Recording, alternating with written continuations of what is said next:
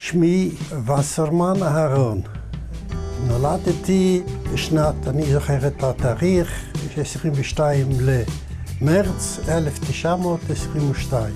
בערך שש שנים שנגמרה מלחמת העולם הראשונה. אמא הייתה ממש מלאך. שמה זלאטה רבה. אבא שלי חיים מרדכי. שירת בצבא הצאר. אבא היה דתי, אבל היה יהודי מודרני. האחות שלי, שרה, נולדה ב-1920, שהיא הייתה בשנתיים יותר מבוגרת ממני, אחר כך בשנת 22 אני, ב-24 האח שלי, אברהם, וב-27 האחות הצעירה שלי. אתיבלה אחרי השם של האימא של אימא שלי. הם נולדו בערך ב-1890. אז זה היה רוסיה הצארית. כשאני נולדתי זה היה בידי הרומנים. כיום זה אוקראינה.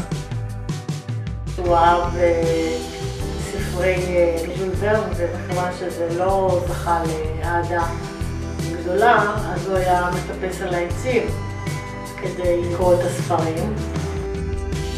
הוא נשלח לעבוד בדפוס, כי לא היה כסף לשלוח אותו לבית ספר.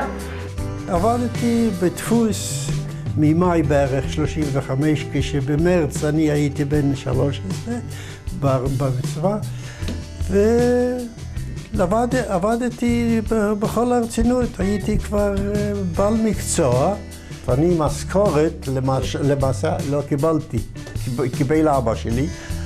לא התנגדתי מפני שאני הבנתי את המצב של המשפחה. אחרי שאחותי נסעה דרך ביתר לארץ ישראל, אז אני נרשמתי לביתר, היות וכבר בשומר הצעיר לא הייתי.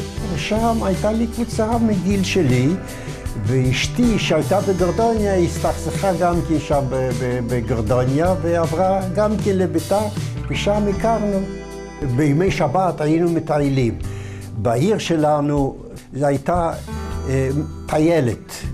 לאורך הבולבר שהיה שם די ארוך. שם היו כמה חנויות שבחרו גלידה, גזוז וכך הלאה. והחליטו בדרך, החלטנו, נכנסים לאכול גלידה. ואני, הכיסים ריקים. ואני, ברגע שהם כולם היו בפנים, אני פרחתי. אבל בסיבוב הראשון, כשהגעתי לפני החנות, אשתי הרגישה שאני לא בפנים, תפסה אותי. אודרוב, פנימה. בזה היא כבשה אותי. בשנת 40 היו הרוסים, ברית המועצות, והאימא שלה פחדה שאנחנו חס וחלילה יקרה אסון, ולחצה שנתחתן.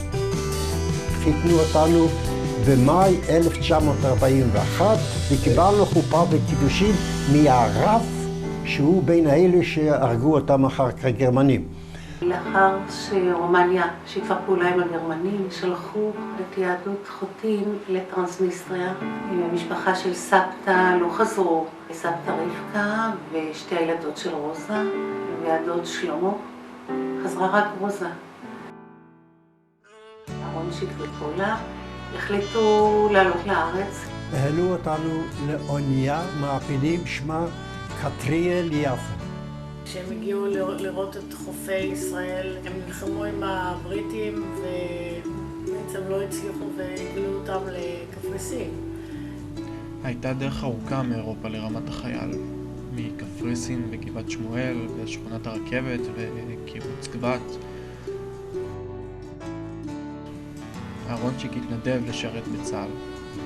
פולה הייתה בהיריון כשהוא נפצע. כשהגיעה הבשורה על הפציעה שלו הייתה שמועה שהוא נפטר, אבל פולה לא הייתה מוכנה לקבל את זה. היא תפסה טרמפים כדי לחפש אותו בבתי החולים, והם מצאו אחד את השנייה. עדה נולדה בגבת ב-1949. שלמה כבר נולד ברמת החייל. בשנת 53 נולד שלמה. ענת הצטרפה למשפחה בשנת 59. בן עדה זה 4 שנים, ועם ענת זה 5.5 שנים. אז היה לך 5 שנים להיות האח הקטן? 5.5. אל תיקח לי חצי. עדה סיפרה לי שהיא הלכה מכות בשבילך. כן, בבית ספר הייתה שומרת עליי. עד שעדה גמרה את הבית ספר היסודי, אז הייתי צריך להחזיר בעצמי. כמה שנים אחרי אני התחתנתי עם דניאל. אני נולדתי בפברואר 1970. סבא היה בן 48, אמא הייתה בת 20. אמא הייתה מביאה אותי בבוקר ברגל לגן, וסבתא הייתה אוספת אותי. סבתא פולה הייתה אוספת אותי ומביאה אותי אלינו הביתה. הזיכרון הכי חזק שלי זה סבתא מכינה עוגת גבינה, וסבא מקציף את החלבונים.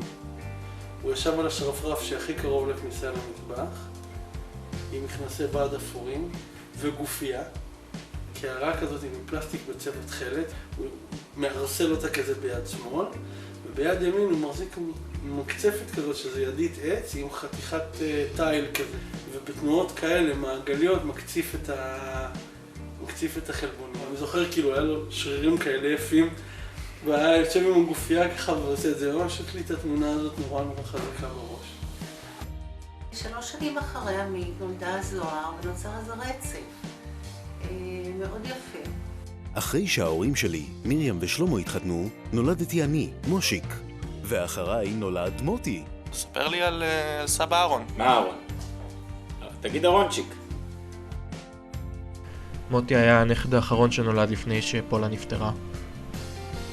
אשתי נפטרה ב-1982. הפרידה מאמא שלי הייתה מאוד קשה. מכולם. היא הייתה מאוד דומיננטית בחיים שלנו.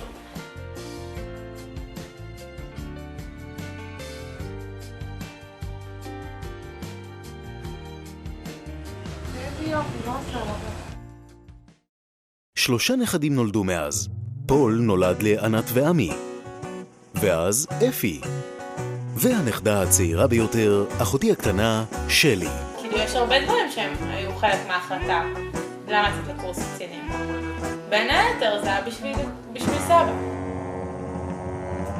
עד היום לא פגשתי איש שיחה שאפשר לדבר איתו כל כך הרבה נושאים כמו סבא.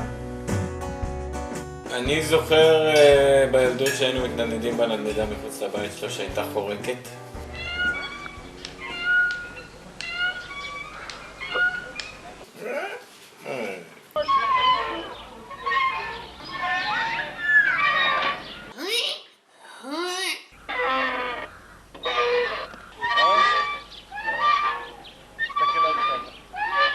לפני 12 שנים נולד המין הראשון, שחר, ואחריו תתחילו לספור. ליאור, רוני, גיא, חן, רועי, הראל ונעמה.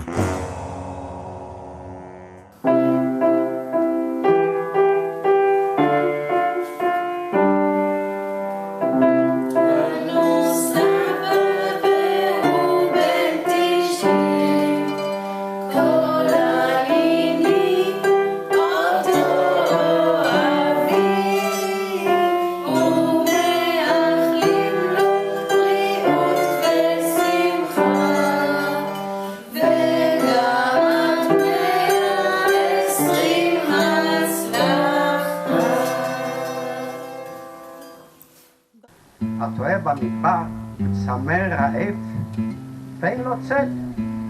והנה מרחוק הוא הרגיש ראה את התומר.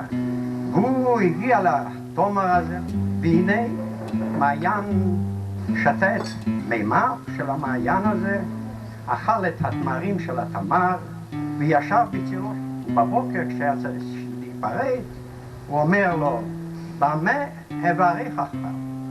הלא אתה עומד על מים חיים, מה צריך עוד יותר במדבר?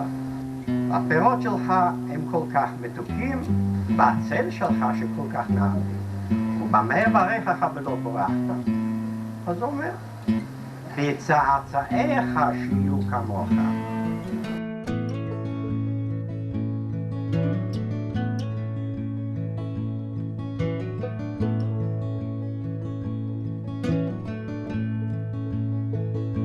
May God bless and keep you always.